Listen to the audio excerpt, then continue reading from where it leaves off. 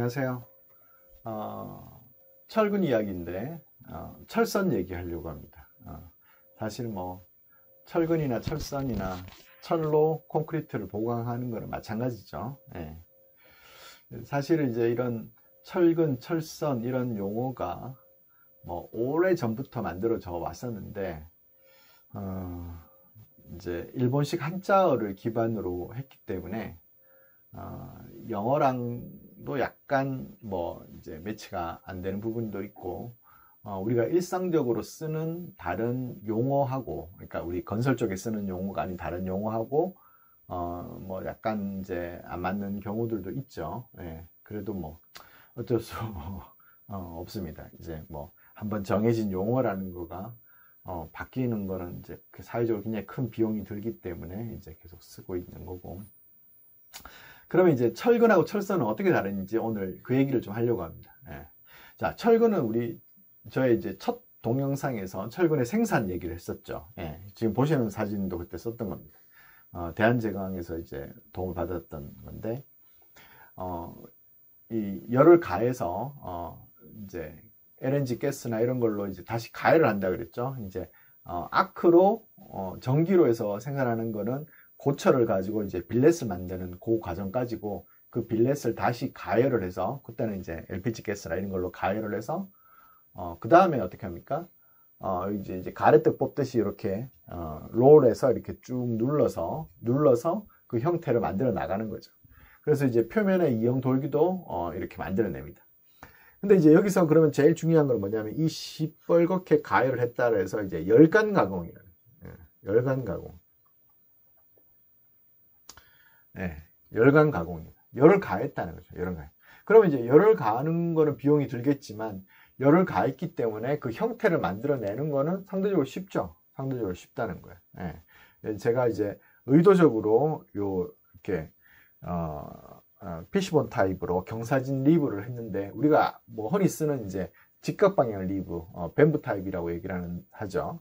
대나무 형태의 그 직각방향 리브든 이렇게 경사진 리브든 뭐 만드는 것이 어렵지 않다는 거죠. 이렇게 롤만 이 롤 압연할 때 쓰는 롤의 그 홈만 잘 만들면 이렇게 나온다는 거예요. 그러면 철선은 어떻게 만드냐? 철선은 이제 영어로는 와이어라고 얘기를 하죠. 와이어. 우리가 철선이라고 얘기를 하는 것보다 우리 어릴 때 많이 했던 이제 철사라고 얘기하는 게 더 편할 수 있어요. 왜냐하면 원래 원형의 와이어였다는 거예요. 원형의 철사였어요. 근데 이제 그게 좀 굵은 거예요.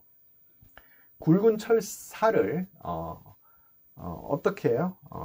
그냥 상온에서 냉간 가공을 한다는 거예요. 냉간 가공을 해요. 그러면 이제 이 상온에서 냉간 가공을 하는데 그것도 두 단계를 거치게 됩니다. 하나는 뭐냐면 신선한다는 거죠. 드로잉 한다는 거죠. 잡아당겨요. 예. 그래서 이제 예를 들면 지름이 뭐 12mm 짜리를 잡아당겨 가지고 10mm로 만들어요. 단면을 줄이는 거죠. 잡아당겨서. 그럼 잡아당기면 뭐가 좋아요? 예. 항복 강도가 높아지죠. 항복 강도가 높아지는 특징이 있다는 잡아당겼기 때문에. 예. 왜? 이거는 소성 변형을 했기 때문에 소성 가공이 이루어졌고, 예. 그래서 가공 경화가 일어났다. 가공 경화가 스트레인 하드닝 이후에 변형을 갔기 때문에 가공 경화가 일어났다. 그래서 워킹 하드닝이 일어났기 때문에 항복 강도가 높아져요. 강도가 높아지니까 우리 설계엔 유리하죠. 예, 유리한데 그럼 좋은 점만 있으면 세상이 그렇지 않죠. 예, 뭐냐면 원래 이랬던 놈에서 어디까지 갔다는 거예요? 여기서 여기까지 가서 이제 여기까지 갔다는 거예요. 그럼 얘를 내렸어요. 요렇게. 예. 그럼 지금 어느 상태에 요 상태에 있어요. 그럼 그 다음에는 어떻게 가요? 요렇게 간다는 거예요. 요렇게. 예. 그러면 어떤 특징이냐? 항복 강도는 높아지지만 연신율은 낮아진다는 거죠. 연신율이 낮아진다. 연신율이 낮아진다. 그 다음에 냉간 가공을 하기 때문에 이 이형화를 시켜요. 콕콕콕콕 찝죠. 근데 어떤 상태에서요? 상온에서 한다는 거예요. 현 상태에서. 현 상태에서 상온에서 하니까 어떻게 돼요? 비용이 많이 들어요. 이게 그냥 단단한 쇠에다가 눌러가지고 마디를 만들어야 되니까 비용이 든다는 거죠. 예. 그래서 이제 굵은 건 안 되고 뭐 제가 알기로는 이제 16mm까지가 최대이지만 거의 16mm의 그 이형철선은 잘 안 만들고 14mm까지가 최대인 걸로 저는 이제 알고 있습니다. 뭐 장비의 문제도 있고요. 지금 보고 있는 사진은 제가 인터넷에서 이제 뭐 메쉬용으로 쓰는 그런 것들을 찾는데 이제 뭐 중국에서 많이들 이제 하고 있더라고요. 예. 그러면 이제 이렇게 뗄 이렇게 스풀 감겨 있는 거는 다 철선이냐? 그건 아니고 철근도 감아서 쓰죠. 예. 뭐 우리나라에서 이제 잘 생산하고 있습니다. 코일 철근, 바인 코일이라고 그래서 이렇게 뭐 감겨 있다 그래서 다 철선은 아니고 철근도 감겨 있습니다. 예. 그 다음에는 이제 철근과 철선의 응력 변형률 관계를 좀 말씀을 드릴게요. 응력 변형률 관계. 예. 요 사진은 제가 뭐 동국제강이랑 그 다음에 인터넷에서 이제 찾은 것들인데 철근은 우리가 뭐 학부 2학년 때 재료역학 시간이나 아니면 3학년 때 컴퓨터 시간에 강주 시간에 배웠던 강제의 응력 변형률 커브를 아주 잘 따르고 있습니다. 그러니까 물론 이제 아주 고강도가 되면 우리가 이제 열 처리를 하면서 이 항복 마루 일드 플래토가 조금 더 짧아지는 경향은 있지만 선형 구간으로 가서 항복점이 분명하고 항복 마루가 있고 변형 경화를 가서 그 다음에 이제 단면이 줄어들면서 네킹이 생기고 이제 이렇게 되는 거죠. 스트렝 게이지를 이제 웬만큼 잘 붙이지 않아 잘 붙여서 이제 지금 10% 정도 연신율까지 측정을 했는데 훨씬 더 나오죠. 한 20%까지 나오죠. 오른쪽은 철선입니다. 철선입니다. 제가 이제 조금 전에 말씀드렸듯이 이제 가공 경화가 일어났기 때문에 항복점은 높아지는데 항복점이 불분명하죠. 항복점이 불분명하고 연신율이 너무 짧네. 사실은 근데 이렇게 짧은 건 아니고요. 더 갑니다. 더 갔는데 제가 게이지를 잘못 붙여가지고 떨어진 거고요. 어쨌든 간에 전체적인 거동은 분명히 차이가 있다는 것을 아실 수가 있죠. 분명히 차이가 있습니다.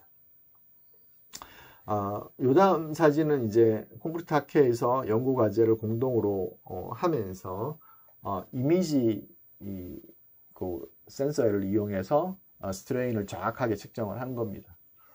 조금 전에 제가 보여드렸던 거와 비슷하게 항복점이 불분명하고 이게 이제 스트레인 하드닝이라는 게 없죠. 왜냐하면 이제 스트레인 하드닝을 겪은 강제이기 때문에 스트레인 하드닝이 없어요. 그리고 나서는 이제 했는데 뭐 요 점을 0.2% 옵셋 방법으로 0.2% 옵셋 방법으로 항복점을 찾고 항복점 이상이 되는 구간을 따져보면 이게 강도가 높아질수록 점점 좀 짧아지고요. 그 다음에 이게 항복점이 불분명하니까 이제 항복 강도 좀 불분명하고 0.2% 옵셋 방법으로 이제 측정하는 것도 조금 쉽지는 않죠. 그래서 항복 강도와 인장 강도의 그 비율이 좀 작다. 그래서 그러니까 인장 강도 나누기 항복 강도의 비율, 인장 강도 나누기 항복 강도의 비율이 좀 작다. 이게 높아야지 뭐 좋은데, 근데 이제 사실 뭐 가는 철근이고 주로 슬래브용으로 쓰니까 뭐 내진에 대한 저항력이나 이런 것들을 크게 염두에 둘 필요는 없지만 그래도 우리가 상식적으로 생각하는 강제에 대한 요구 거동하고는 좀 다르다는 것을 이제 좀 이해를 해 주셔야 될 것 같고요. 그리고 마지막으로 제가 드리고자 하는 말씀은 뭐냐면 그럼에도 불구하고 이 정착 이음에서는 철근하고 철선의 정착 길이를 동일하게 한다는 거예요. 정착 길이와 이음 길이를 철선과 철근을 구분하지 않는다. 예. 그러면 반대로 철선도 철근과 유사한 부착 성능이나 어떤 콘크리트와의 일체를 위한 거동을 해야 된다라는 거죠. 어떤 동등하게 취급을 했으면 동등한 퍼포먼스가 나와야 된다는 거죠. 이렇게 얘기하고 다음 동영상에서 두 개의 어떤 부착 성능에 대해서 한번 좀 더 심도 있게 얘기를 해보도록 하겠습니다. 고맙습니다.